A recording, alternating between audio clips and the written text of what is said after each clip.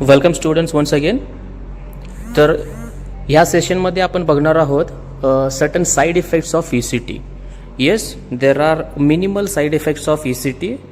So which are those? We will see one by one. First one will be the memory impairment. Memory impairment म्हणजे काय? इथं पेशंटची memory थोडीशी disturb झालेली असते. That means patient is not able to recall what had happened. म्हणजे आत्ता नुकतं काय झालेलं आहे हे पेशंटला आठवत नसतं. That is nothing but the memory impairment. Next side effect we can see here drowsiness, confusion and restlessness. आता ड्राउझीनेस म्हणजे काय? तर झोप आल्यासारखं वाटणं. आता हे कशामुळे आहे? This is because of modified ECT. That means it is the effect of anaesthesia. आणि of course patient will be confusion. Patient confusion स्टेटमध्ये असतो. आता जर तुम्ही आयडियली स्टेजेस ऑफ कन्व्हल्जन्स जर बघितला तर last stage of convulsion is post ictal confusion. That means it is a stage of confusion. मग इथं पण आपण काय करतोय? Here we are inducing convulsions, बरोबर. So because of this convulsions the patient will be slightly in the confusion state, and also again this will be the effect of anesthesia, and last one will be the restlessness. Third side effect आपण बघू शकतो, the patient will be having poor concentration, and in certain cases the patient will also experience the anxiety. आता poor concentration का आहे? कारण पेशंटचं memory इम्पेअरमेंट आहे, that's why. Next side effect here we can see the patient will experience entire body ache. आता इथं जर तुम्ही बघितला हेडेक आहे, weakness or fatigue, बॅक एक, मसल एक्स. ठीक आहे, म्हणजेच काय? इन शॉर्ट पेशंटचं पूर्ण शरीर काय होतंय? दुखत आहे. Now why is it so? Again this is the effect of muscle relaxant. आपण of mouth, palpitations, nausea and vomiting. Now why the patient is experiencing dryness of mouth? तर ह्याचं आन्सर आपल्याला प्री ECT केअरमध्ये आपल्याला बघता येतं. आत्ताच सांगतो. This is because of NBM of the patient. म्हणजेच काय? Nil by mouth. Prior to any anaesthetic condition पेशंटला आपण काय केलं जातं? नील बाय माउथ ठेवलं जातं. म्हणजे पेशंटला 4 to 6 आवर्सपर्यंत आपण उपाशी ठेवतो. Why? To prevent aspiration pneumonia. Next side effect here we can see unsteady gait. Unsteady gait म्हणजे काय? Patient is not able to maintain the posture. म्हणजे जसं आपण बसताना स्ट्रेट बसतो, उभारताना इरेक्ट उभारतो, तसं पेशंटना व्यवस्थित असं स्ट्रेट बसत नाही किंवा इरेक्टमध्ये स्ट्रेट पोझिशनमध्ये उभारत नाही. And the last one we can see here tongue bite and incontinence. Now why there will be a tongue bite? आता तुम्ही जर कन्व्हल्जन्सचे पेशंट बघितला असेल तर it is a natural phenomena. Here पेशंटची जीभ चावण्याचे चान्सेस असतात. Why? Because of the entire contractions of the muscles or body, and there will be incontinence. आता इनकॉन्टिनन्स म्हणजे काय? इथं पेशंट कपड्यांमध्येच काय करतो? युरिन पास करतो किंवा स्टूल ऑर फीसेस पास केले जातात. आता हे कशामुळे होतं? Again because of the effect of anaesthesia and muscle relaxant. Muscle रिलॅक्संटचं काम काय करतं? It paralysis or it relaxes the entire reflexes of the body. आता इथं युरिनरी स्पिंक्टर जो असतो तोही रिलॅक्स झालेला असतो. That's why the patient is not able to hold the urine. ठीक आहे, सो म्हणून पेशंट काय करतो? कपड्यामध्येच युरिन आणि फिसेस पास करतो. नेक्स्ट बघू शकतो आपण ECT टीम. आता ECT देताना कोण कोण असतात?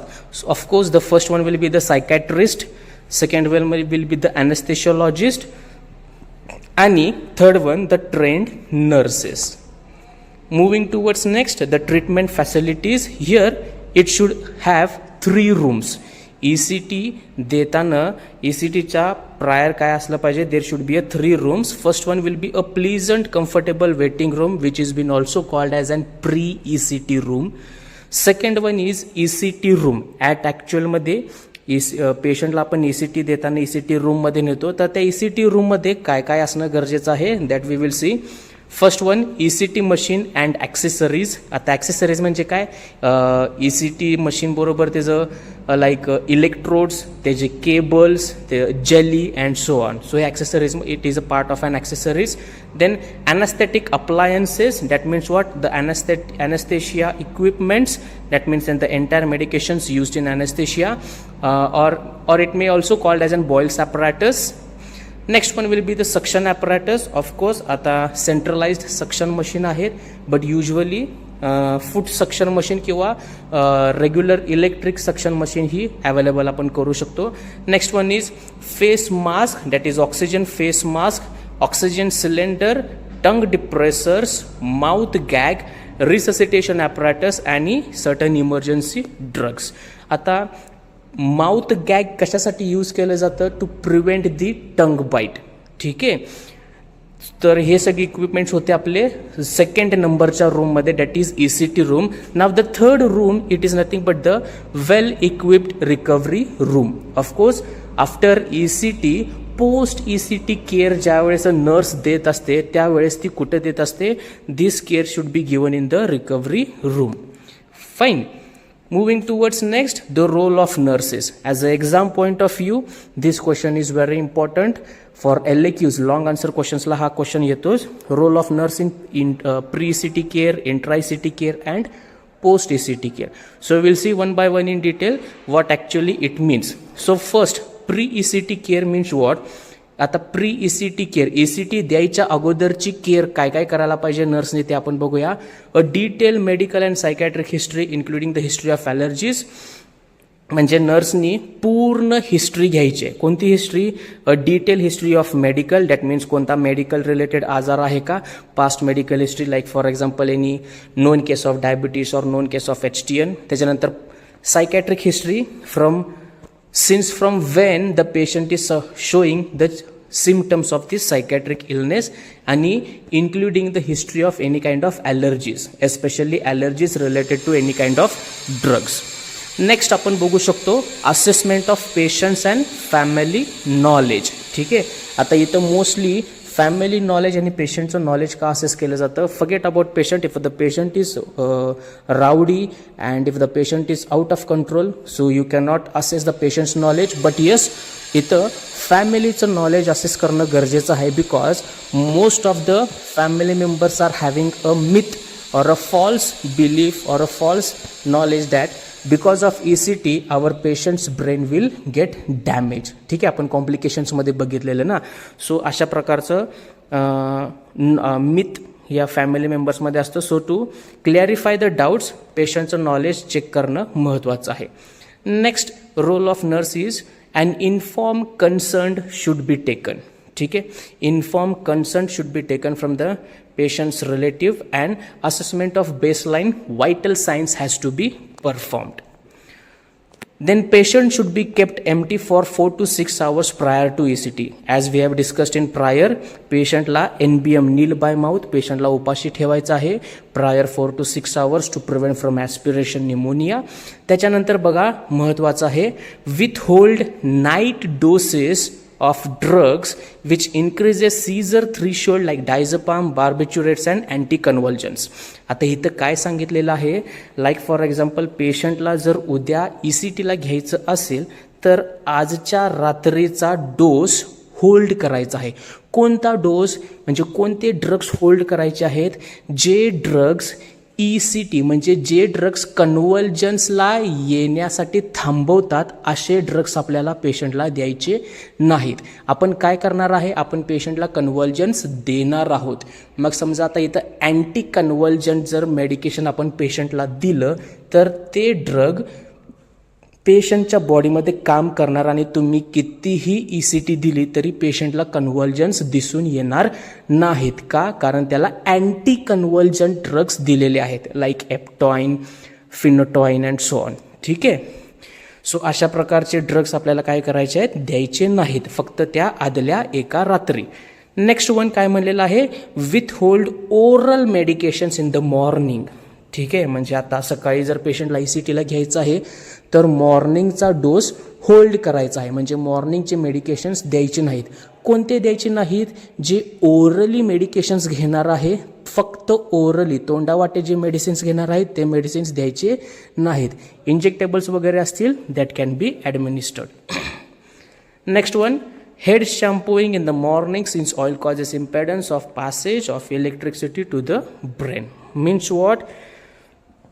पेशंटनी जर डोक्याला तेल वगैरे लावलेलं असेल तर ते शॅम्पूनी पूर्ण ऑइल काय करायचं आहे? रिमूव्ह करून घ्यायचं आहे.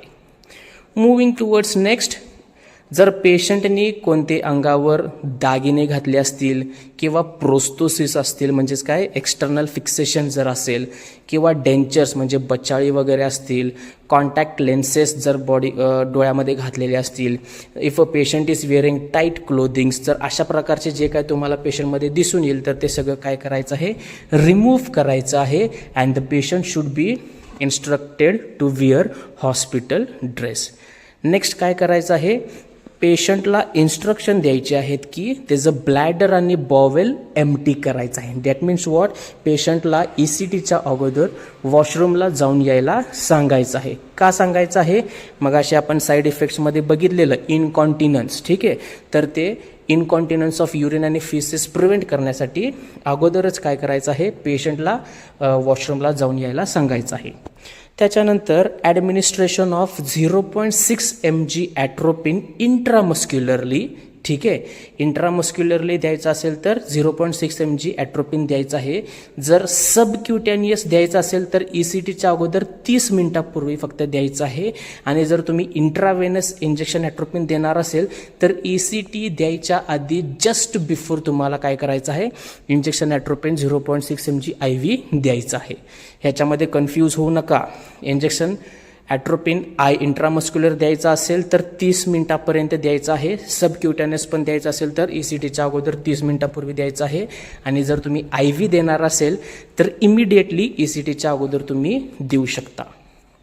नेक्स्ट वन, आता आपण बघूया इंट्रा ECT केअर. आता ही जी अगोदर आपण बघितलेलं ही प्री ECT केअर म्हणजे ECT रूममध्ये पेशंटला न्यायच्या आधीची केअर. आता आपण काय करतोय? पेशंटला ECT रूममध्ये आणलेलं आहे. आता आपली केअर काय आहे? आपला रोल काय आहे? तर आपण बघूया. First one is place the patient comfortably on ECT table that is in the supine position. Of course पेशंटला कम्फर्टेबली पोझिशन द्यायची आहे, सुपाईन पोझिशनच. नेक्स्ट काय करायचं आहे? पेशंटच्या बरोबर थांबायचं आहे. का थांबायचं आहे? कारण पेशंटला जर भीती वाटत असेल, एन्झायटी वाटत असेल तर त्याच्यासोबत आपल्याला काय करायचं आहे? सायकोलॉजिकल सपोर्ट द्यायचा आहे. ठीक आहे. थर्ड वन इज असिस्ट करायचं आहे अनेस्थेशियोलॉजिस्टला while administrating the anesthetic agent. कोणता आहे? Thiopental sodium that is 3 to 5 mg per kg body weight. आणि मसल रिलॅक्संट कोणता आहे? तर सक्सिनाइल कोलिन. आपण त्याला रेग्युलर आपल्या लँग्वेजमध्ये मेडिकलमध्ये बोलतो स्कोलिन. ठीक आहे. So that can be administered 1 mg per kg body weight. Next, since the muscle relaxant paralyzes all muscles including respiratory muscles, patent airway should be ensured and ventilator support should be started. जसं मी तुम्हाला सांगितलेलं muscle रिलॅक्सन दिल्यानंतर काय करतं ते आपल्या बॉडीमधले सगळे muscles काय करतात? पॅरालाइज करतात. मग आता रेस्पिरेटरी मसल्स पण पॅरालाइज होतात.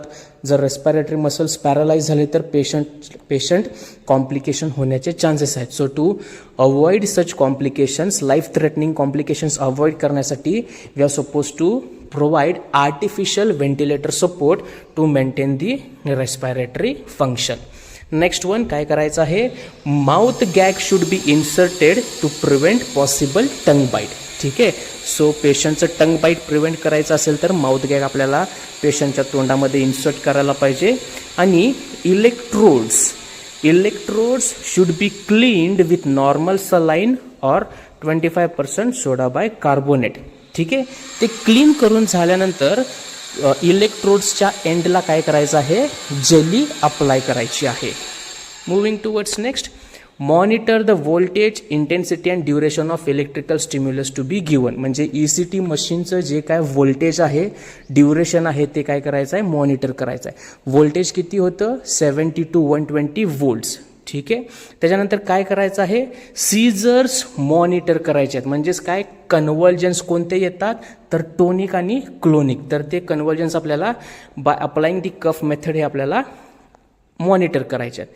त्याच्यानंतर of course 100% of oxygen should be continuously supplied or provided during seizures. म्हणजे ज्यावेळेस ECT देतोय, ज्यावेळेस कन्व्हर्जन्स येतात त्यावेळेस काय काय करायचं आहे, we are suppose to monitor the vitals of the patient, ECG, oxygen saturation आणि EEG. These are the things which we are suppose to monitor during the seizures. त्याच्यानंतर काय आहे, record the findings and medications given in the patient chart. म्हणजेच काय, समजा if in case जर complications काय झालेत तर ते कॉम्प्लिकेशन प्रिव्हेंट करण्यासाठी जे मेडिकेशन्स यूज केलेले आहेत, जे काय ECT through out the ECT medications use केलेले आहेत, each and everything should be recorded. Next बघूया last part, that is post ECT care. Post ECT care of course monitoring of vital signs, oxygen support continue ठेवायचा आहे unless and until the patient is having spontaneous respiration. नंतर post ictal confusion आणि restlessness assess करायचं आहे पेशंटचं. आणि safety precautions म्हणजेच injury और हिस्ट्री ऑफ फॉल प्रिव्हेंट करण्यासाठी बेड साईड रेलिंग्स काय करायच्या आहेत, अपलिफ्ट करायचे आहेत. If there is a severe post ictal confusion, म्हणजेच काय, पेशंट एकदम कन्फ्युजन स्टेटमध्ये आहे, ठीक आहे, पेशंट पूर्ण रेस्टलेस आहे, तर त्यावेळेस आपण काय करू शकतो, IV injection diazepam which it can be administered. त्याच्यानंतर काय करायचं आहे, पेशंट जर जागा होत असेल तर पेशंट पूर्ण जागा झाल्यानंतर पेशंटला काय करायचं आहे, रिओरिएंट करायचं आहे. रिओरिएंट कशासाठी, reoriented related to time, place and person. आणि लास्टला काय करायचं आहे, document any findings as relevant in the patient's record. ठीक आहे, थँक्यू.